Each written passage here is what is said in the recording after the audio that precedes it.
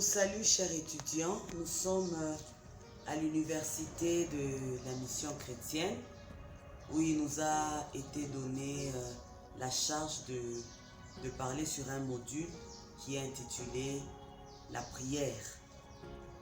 Alors, nous voulons commencer d'abord par vous donner la définition de la prière. Alors, nous avons deux définitions de la prière ici, que nous avons pu trouver dans notre dictionnaire.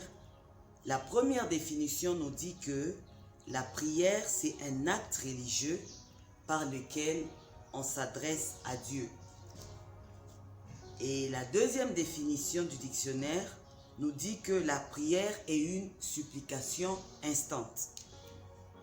Alors, pour avoir utilisé la prière des décennies et des décennies, nous définissons aussi la prière comme une conversation entre Dieu notre Créateur et nous les hommes qui sont ses créatures.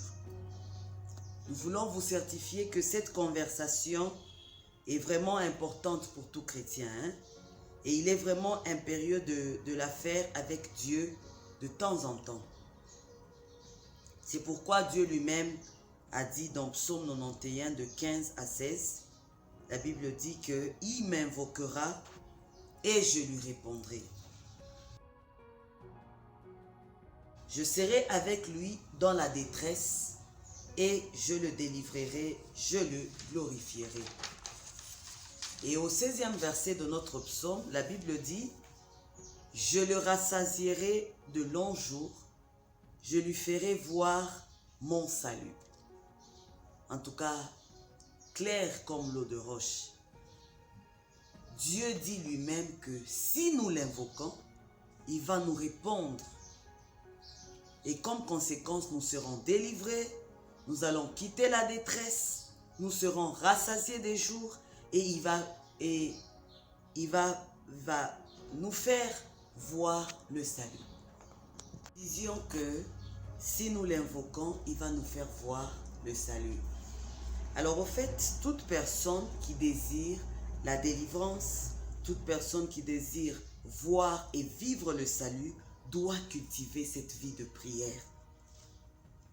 Alors, nous avons fini avec les définitions.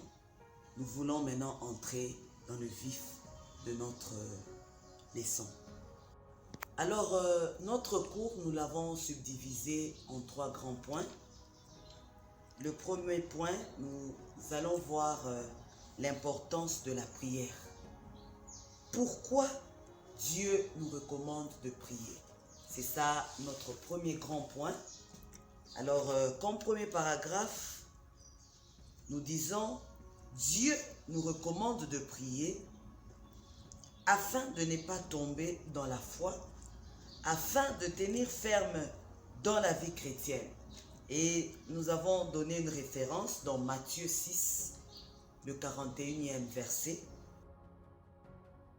La Bible nous dit « Veillez, priez, afin que vous ne tombiez pas dans la tentation, parce que l'esprit est bien disposé, mais la chair est faible. » C'est ça la première importance de la prière. Comme deuxième paragraphe, nous donnons l'importance de la prière. Nous disons ceci: nous prions afin de paraître debout devant Jésus le jour de l'enlèvement de l'Église. Et cela, nous pouvons le lire dans Luc 21, le 36e verset, qui dit « Veuillez donc et priez en tout temps,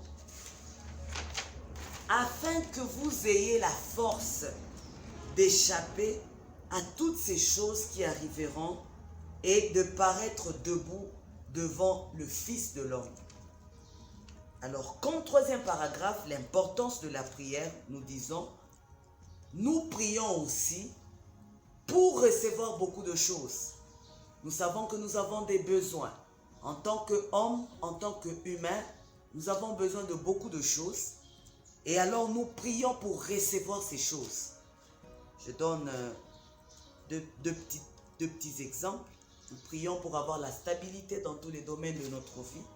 Nous prions pour avoir le succès dans nos projets. C'est ça, au fait, l'importance de la prière. Alors je voudrais ajouter, nous voulons ajouter quelque chose. La prière est vraiment importante dans la vie d'un chrétien, car c'est par cette dernière que nous demandons au Saint-Esprit de nous aider à marcher dans les voies du Seigneur. C'est passant par la prière que nous demandons au Saint-Esprit de nous aider à marcher dans les voies du Seigneur et à garder Dieu dans notre vie. Et c'est ce qui nous rassure que quand Jésus-Christ reviendra pour prendre son Église, nous serons debout comme nous l'avons lu dans Luc 21 au 36e verset.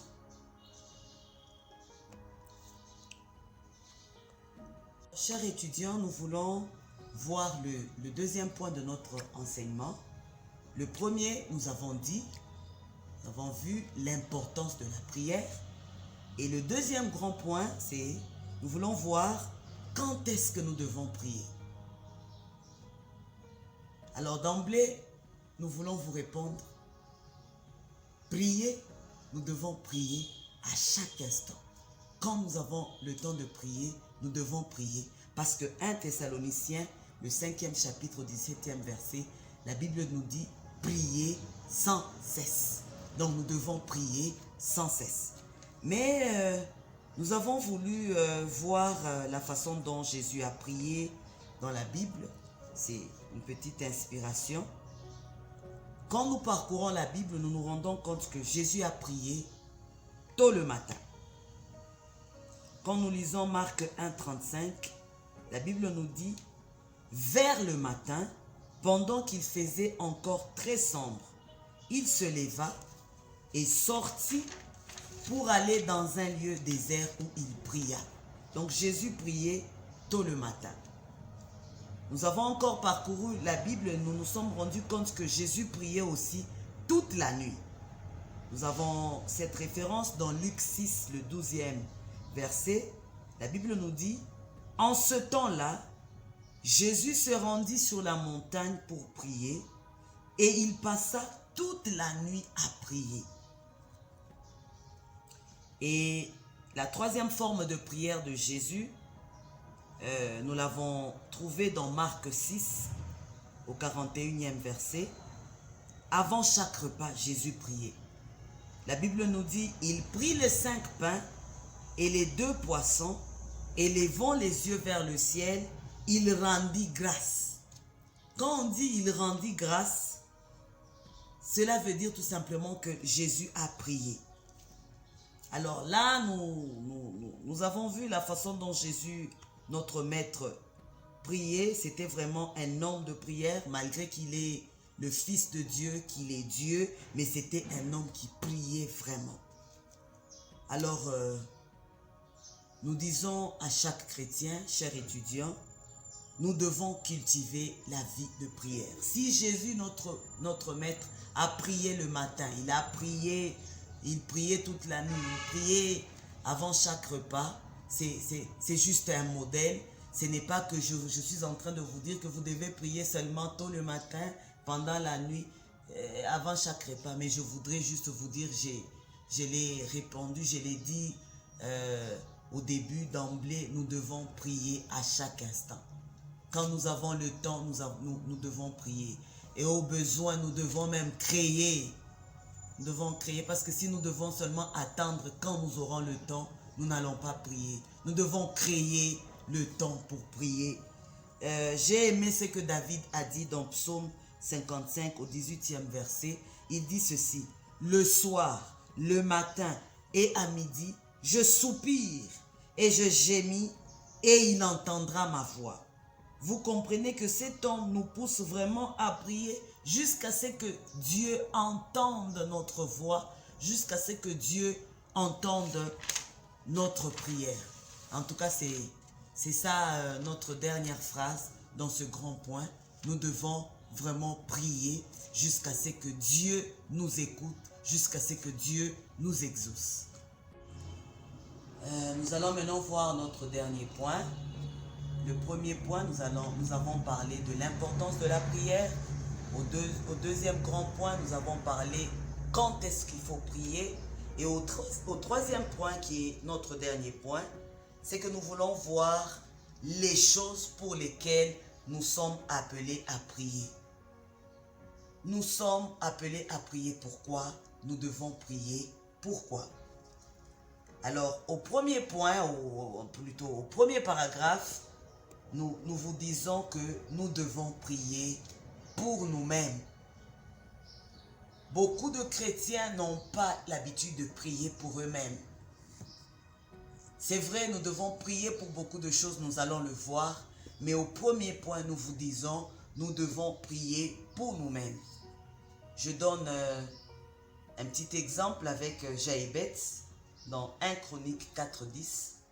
La Bible dit que Jaébet invoqua le Dieu d'Israël. Il a demandé à Dieu en ces mots: si tu me bénis et que tu étendes mes limites, si ta main est avec moi et si tu me préserves du malheur, en sorte que je ne sois pas dans la souffrance, et Dieu lui accorda ce qu'il a demandé. Donc Dieu a accordé à Jaébet ce qu'il lui a demandé, c'est-à-dire que Dieu a étendu ses limites. Nous devons aussi apprendre à prier pour nous-mêmes, afin de voir, afin de vivre la délivrance de nos vies. Dans notre premier paragraphe, prier pour nous-mêmes, nous voyons la prière pour demander l'onction.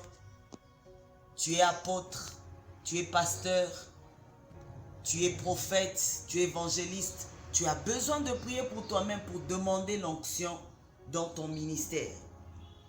Tu dois demander la réussite dans ton ministère. En tout cas, il y a vraiment beaucoup de choses que tu dois demander dans ta vie. Au deuxième paragraphe, nous devons prier pour les autres. Là, tu peux lire dans Jacques 5 au 16e verset, tu vas bien comprendre. Donc, il y a une recommandation que Dieu nous donne. Nous devons prier pour les autres. Comme troisième paragraphe, nous devons prier pour les ministères dans le corps de Christ. Là, tu vas le lire dans 2 Thessaloniciens, au 3e chapitre et le 1er verset. Je vous ai donné la référence pour notre 3e paragraphe. Nous devons prier pour les ministères. Nous avons donné 2 Thessaloniciens 3, le 1er verset. Et au 4e paragraphe, nous disons, nous devons prier pour les malades et ceux qui sont découragés. Comme illustration, c'est Jacques 5:15. Quand tu lis, tu vas vraiment comprendre que c'est une recommandation. Nous devons vraiment prier pour les malades. Au 5e paragraphe, nous devons prier pour ceux qui sont pris au piège par le péché. Dans le monde, il y a vraiment beaucoup de gens qui sont pris au piège par le péché. Nous devons prier pour eux. Et cela, nous allons le lire dans 1 Jean 5, au 16e verset. 6e paragraphe, nous devons prier pour le pays. Nous devons prier pour notre nation. C'est une recommandation que la Bible nous donne, prier pour la nation dans laquelle vous êtes. Parce que la paix de la nation dépend de votre paix. Et au 7e paragraphe, nous disons, c'est vrai que nous devons prier pour la nation, nous devons aussi prier pour nos dirigeants, tant ecclésiastiques que politiques. Nous devons prier pour eux. Et au 8e paragraphe, nous disons que nous devons aussi prier pour nos ennemis. Ça, c'est Dieu qui nous recommande. Nous devons aussi prier pour nos ennemis. Et nous allons le lire dans Matthieu 5, 44. Alors, nous avons terminé avec notre cours. Nous avons parlé de l'importance de la prière. Nous avons dit quand est-ce qu'il faut prier. Et nous avons dit, nous devons prier pourquoi. Nous avons énuméré toutes ces choses. Et nous voulons paraphraser quelque chose. Nous vous disons que la prière, en train de dire que nous voulons paraphraser avec une chose. Nous vous disons, chers étudiants, la prière, c'est une arme très efficace. C'est une arme qui sait changer les situations, qui sait changer les difficultés en solution. Nous vous donnons le cas de Ézéchias. Dieu dit à Ésaïe, va dire à Ézéchias que la maladie qu'il a va l'amener à la mort. Il doit préparer sa maison. Le prophète Ésaïe arrive dans la maison du roi Ézéchias. Il lui dit, ainsi par l'Éternel, la maladie que tu as va t'amener à la mort. Tu dois préparer ta maison. Je pense que c'était une façon de lui dire, fais ton testament parce que tu dois mourir. Et le prophète est parti. Quand le roi Ézéchias est resté dans sa maison, la Bible me dit, il se tourne dans le mur, il a commencé à prier. Il a dit au Seigneur, Seigneur, souviens-toi de moi. C'est vrai, c'est toi qui as dit que je vais mourir, mais souviens-toi de moi. Je t'ai servi avec fidélité. Je t'ai servi avec crainte et tremblement. La Bible me dit que le prophète Ésaïe n'avait pas encore quitté la cour royale, que Dieu lui dira, rentre. Dis à Ézéchias que je me suis souvenu de ses sacrifices. Dis-lui qu'il ne va plus mourir, je lui ajoute 15 ans. Bien-aimé, cher étudiant, Dieu lui a dit qu'il allait mourir, mais à cause de la prière, Dieu a changé les choses et Dieu lui a ajouté 15 ans. Tout ça pour te dire que la prière est capable de modifier même le programme de Dieu. La prière est capable de changer même le plan de Dieu. Cultivons la vie de prière. Je vous remercie et que Dieu vous bénisse.